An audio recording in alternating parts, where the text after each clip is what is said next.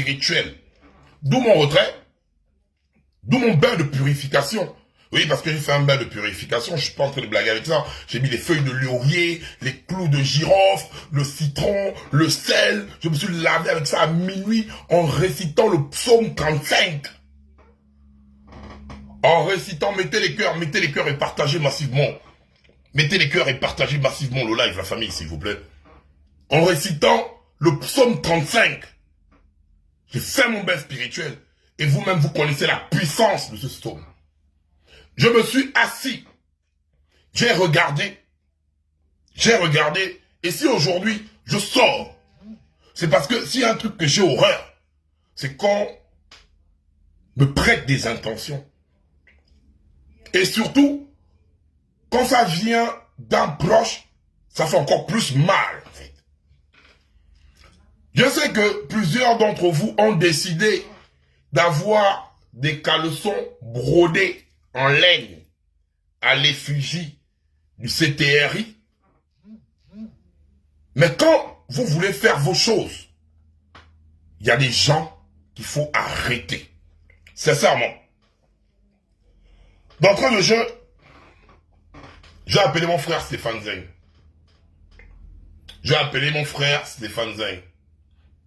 Il y a des gens qui me diront, Yann, tu as le numéro de Stéphane Zeng, pourquoi tu ne l'as pas appelé et pourquoi tu viens en live directement? La Bible elle-même, elle dit, quand ton frère commet un acte qui n'est pas bon, tu prends, tu appelles ton frère, tu parles avec lui. S'il ne comprend pas, tu prends une personne, un témoin, tu reparles avec lui. S'il ne comprend toujours pas, tu viens sur la place publique et tu parles. Parce que depuis le 30 août, je ne reconnais plus mon frère Stéphane.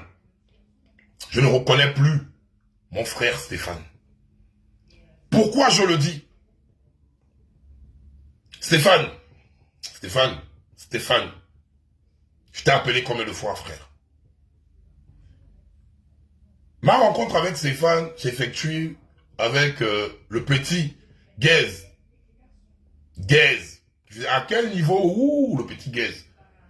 Qui est de Grenoble comme chez Stéphane. Gaze m'a appelé. Gaze m'a dit, il y a un frangin, Stéphane Zeng, qui fait des lives et Stéphane Zeng avait envie que tu viennes participer à un de ses lives.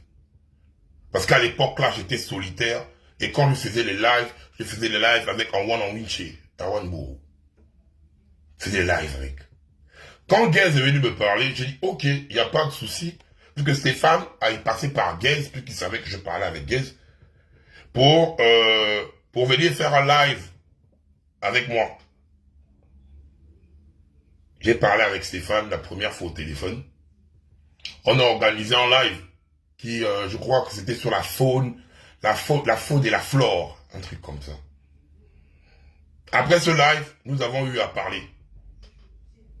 Et il y a une phrase que j'avais dit à Stéphane, et lui, il a rétorqué ça. J'avais dit ceci à Stéphane. Stéphane, moi, je suis quelqu'un de très loyal.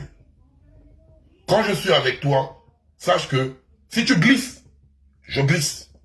Parce que, en même temps, je protège tes arrières. En même temps, tu protèges les miens. C'est le principe, c'est le premier principe. C'est l'accord de principe. Même Stéphane Zeng lui-même a eu à le dire, vrai. Tu as raison, Honda. Il faut qu'on se protège mutuellement. Vous savez, Badoko en chef n'a pas d'amis. À chaque fois, je vous le dis, Badoko en chef n'a pas d'amis. On est resté ensemble, on a eu à faire tout ensemble, tranquillement. Mais si vous-même vous remarquez, la première fois que Stéphane et moi on a eu à se voir, c'était à Bordeaux, lors du vote. C'est parce que Badoko en chef, non, je me méfie de tout le monde. Mais il reste mon frère. Le 30 août, je n'ai plus connu mon frère. Le 30 août. J'ai regardé. Je ne vais pas rentrer en profondeur. Stéphane le sait, parce qu'après je vais parler avec lui. Là. Parce qu'il lance à tourner avec Yannick Ndomba. Il y a certaines positions dont lui-même il sait. Ce qui s'est passé lors de son premier voyage au Gabon, après son truc de nomination là, ce qui s'est passé, il allait au Gabon, son propre parent a eu à le blacklister. Son propre parent, en le blacklistant, indirectement, là où il tourne là, c'est grâce à la Balocon Gang. Donc Stéphane est bien conscient de ce que ça fait quand on te blacklist et quand un proche te blacklist. Et quand un proche te blacklist, donc Stéphane est conscient de ça parce que c'est son propre parent.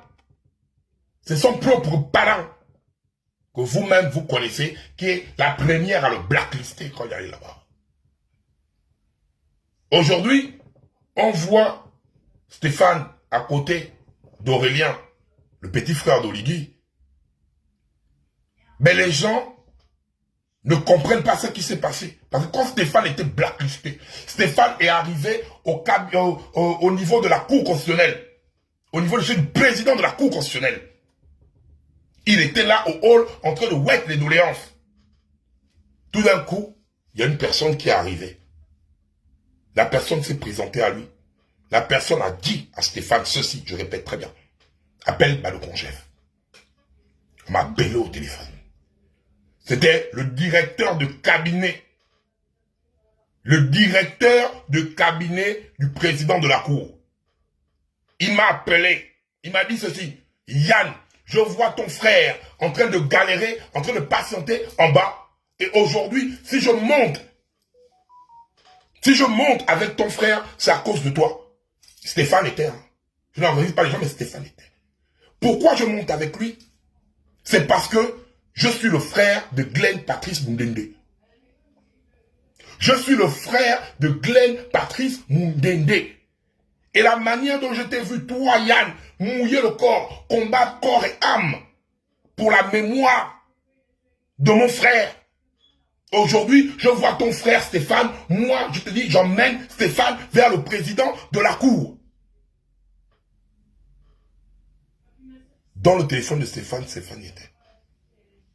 Quand Stéphane était blacklisté, c'est grâce à mon image, même à distance, qu'il a réussi à aller là-bas. Si je vous dis que je dis mais à Stéphane, donne-moi même le numéro du directeur de cabinet, là, le frère de Glenn, là. Si j'ai le numéro là, que Dieu m'enlève la vie. J'ai demandé ça à Stéphane à maintes reprises. Donc, c'est le directeur de cabinet qui a emmené Stéphane vers, on appelle ça comment, vers le président de la Cour. Et c'est le président de la Cour qui a envoyé Stéphane vers Aurélien, le petit frère d'Olivier.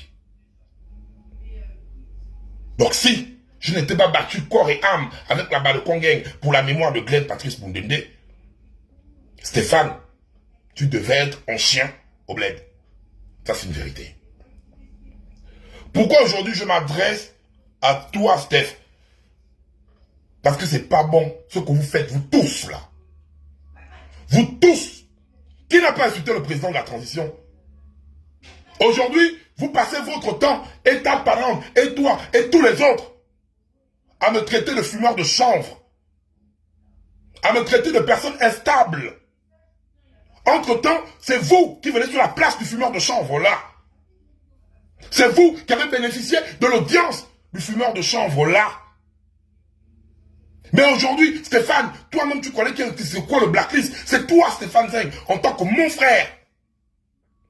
Tu devais être le premier à dire, Yann est émotionnel, Yann est chaud, mais Yann est comme ça, tu es venu à travailler avec moi, tu connais ma loyauté.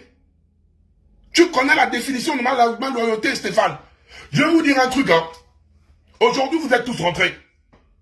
Aujourd'hui, vous êtes devenus quoi? Des paliers. Parce que j'ai refusé de rentrer. J'ai refusé de rentrer parce que quand je vous regarde là, ce que vous êtes devenus là, c'est pas comme ça que je souhaite devenir. Je n'ai jamais dit que j'étais un anti-CTRI ou un machin. J'ai toujours dit ici, je suis un CTRI, oui et non. Vous me définissez maintenant comme un anti-CTRI. Vous me définissez. Je n'ai jamais dit ça. Vous me sortez-moi un live. Un live ici. Ou moi non. J'ai dit, je suis un anti-CTRI. Mais la seule chose que je sais toujours faire, c'est quand c'est bien, je vais dire c'est bien. Quand c'est mal, je vais dire c'est mal. Mais vous, vous êtes devenus, autant que vous êtes, des Kinda oui. Je vais vous expliquer ce qui va se passer. Vous savez, quand Dieu te met à l'écart, quand Dieu te met à l'écart des choses, c'est parce qu'il est en train de préparer ta destinée. Quand Dieu... Arrêtez de m'appeler s'il vous plaît, ne m'appelez pas. Quand Dieu te met à l'écart, indirectement, Dieu est en train de préparer ta destinée. C'est la chose qui s'est passée avec David. Quand Samuel est arrivé, les frères et le père de David ont mis David à l'écart. Mais Samuel a dit, parmi tous les enfants là, il manque un visage. Et le visage là, c'est celui de David qui a été mis à l'écart. Pareil que Joseph. Ses frères ont voulu le mettre à l'écart. Alors j'étais dans un puits, en disant que tu vas partir, on va te vendre, et tu ne devras plus rien demain. C'est Joseph qui est revenu avec toute sa famille, depuis l'Égypte. Vous faites tout pour me mettre à l'écart. Aujourd'hui, je suis dans mon coin, avec tout ce qui se passe par rapport à l'arrivée du président de la transition. Je suis assis, on voit ça. Mais sincèrement les gars, c'est quelle manière de s'acharner sur mon image au sens propre et au sens figuré.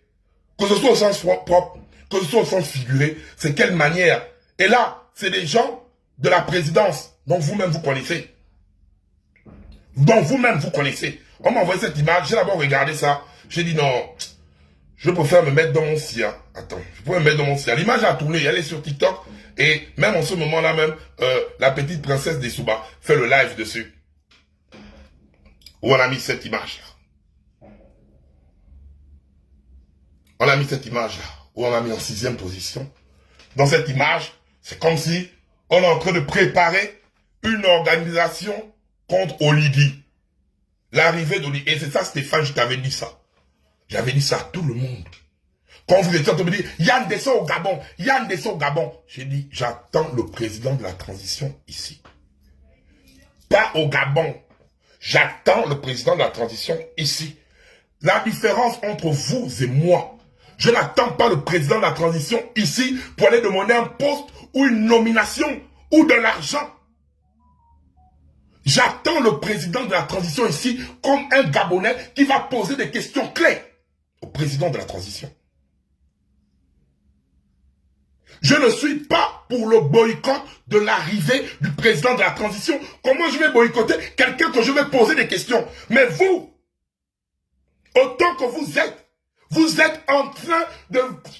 Vous faites des choses. Balcon, avec mon nom, Balcon chef en visage boycotter l'arrivée, Balcon chef en visage machin. Le président de la transition sera reçu ici en France. Les Gabonais sont mobilisés pour ça. C'est que même moi, Balcon chef, si j'arrive là-bas pour dire, j'appelle le boycott, les Gabonais vont me frapper parce que les Gabonais sont déterminés à accueillir le président de la transition. Mais c'est vous, parce que vous voulez empêcher...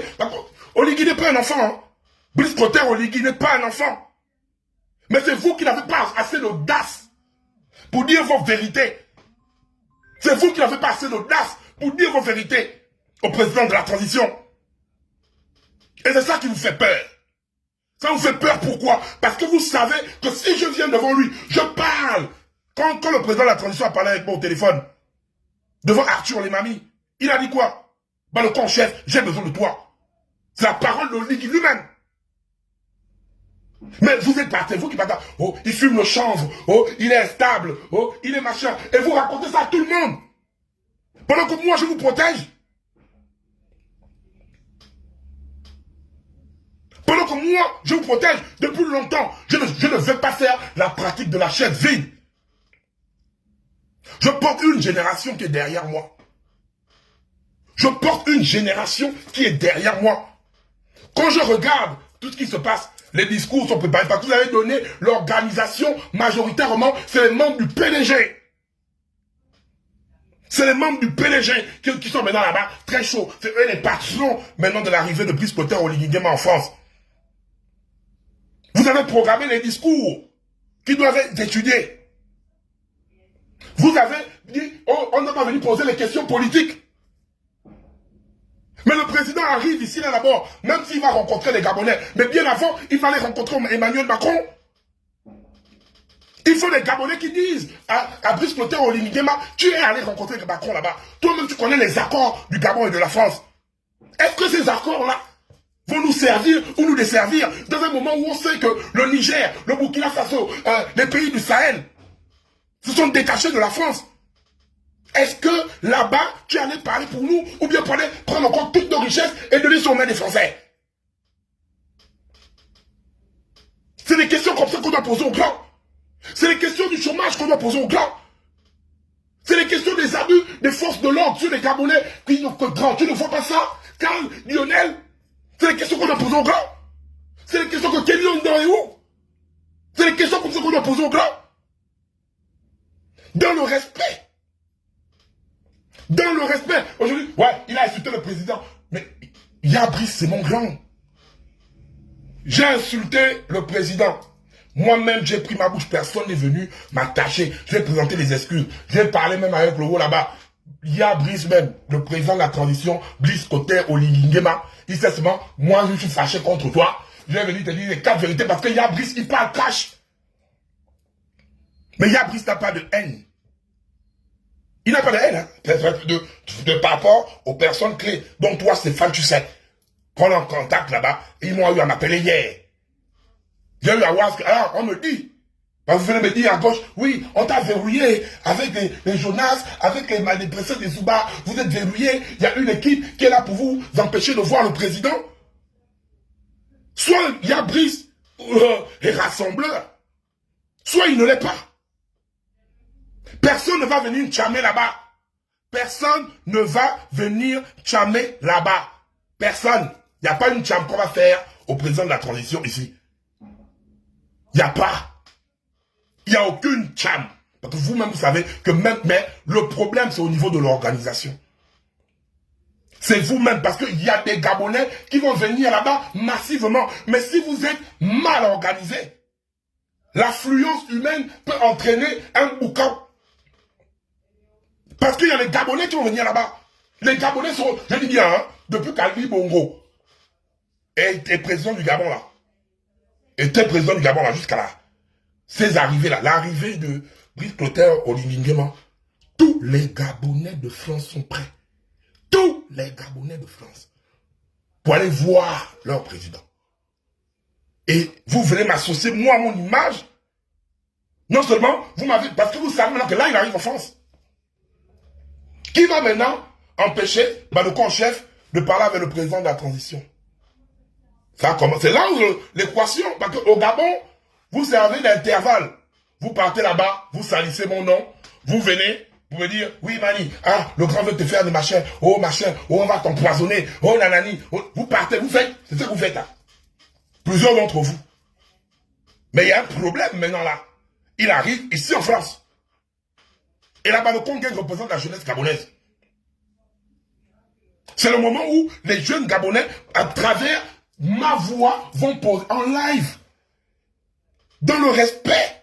Là maintenant, il arrive en France, vous ne pouvez pas bloquer quelque chose là. Maintenant, vous êtes maintenant en train de créer un mouvement en disant Badoko en chef avec les autres, tel, veulent boycotter l'arrivée du président de la transition ici. Je n'ai jamais et je n'ai pas l'intention de boycotter l'arrivée du président de la transition ici. J'ai des jeunes Gabonais qui comptent sur moi. Je suis le fer de lance de toute une génération. La Badoko a mené ce combat dignement. Et maintenant, le président de la transition arrive ici. Je vais le rencontrer. Je ne veux pas ça cache. Je vais le rencontrer. Vous n'allez pas m'empêcher d'aller rencontrer le président de la transition. Et quand je termine là, je vais vous knocker le grand là. Hein. Ne faites pas en sorte que je ne vais pas vous knocker là-bas, Kinda. Que même le grand là, il rentre au Gabon, il va comme ça vous tailler et vous envoyez one by one au B2. Hein. Hé, je dis ça cache. Stéphane, je vais t'appeler après. Je ne suis pas en guerre contre toi. Tu es mon grand frère. On va jamais venir sur les réseaux sociaux pour faire une guerre. Mais j'ai dit devant les Gabonais entiers, le peuple gabonais. Stéphane, tu n'es pas mon représentant. Stéphane, tu n'es pas mon garant. On va rester dans le virtuel, dans le combat. Tu as choisi ta ligne éditoriale. Tu as choisi ta façon de faire. Mais devant les Gabonais entiers, comme c'est sur Facebook, je vais te redire ça aujourd'hui encore bien, parce que moi-même, non. Mes gens, parce que ce que je te dis là, je n'ai pas envie de dire les détails des gens. On va s'appeler après. Et je te dis, quand tu me vois venir en public, c'est que derrière, j'ai pas envie de mettre ça sur les réseaux sociaux, Stéphane. Je n'ai pas envie qu'on en arrive là. Tu connais l'amour que j'ai pour toi, frère. Mais j'ai horreur des coups de trahison, frère. J'ai horreur de ça. Je suis venu avec toi. Je suis venu, je t'ai pris toi. Tu es venu me contacter. Je t'ai pris. Aujourd'hui, on me traite de chanvreux. Tu fais même parmi les gens qui disent ça. C'est pas la page du chanvreux là où tu venais faire les lives. Est-ce que moi tu venais faire les lives sur ta page? C'est pas de la page du chanvreux là que tu fais les lives. C'est pas de la page du chanvreux là que tu as amené Laurence Don. Sans mon approbation, faire les lives parce que tu avais laissé la gestion de ma page. Tu as amené Laurence Don ici. Laurence Don, grande femme chrétienne, grande femme de Dieu. Et à l'époque là, j'étais encore... C'est pas là où j'ai dit...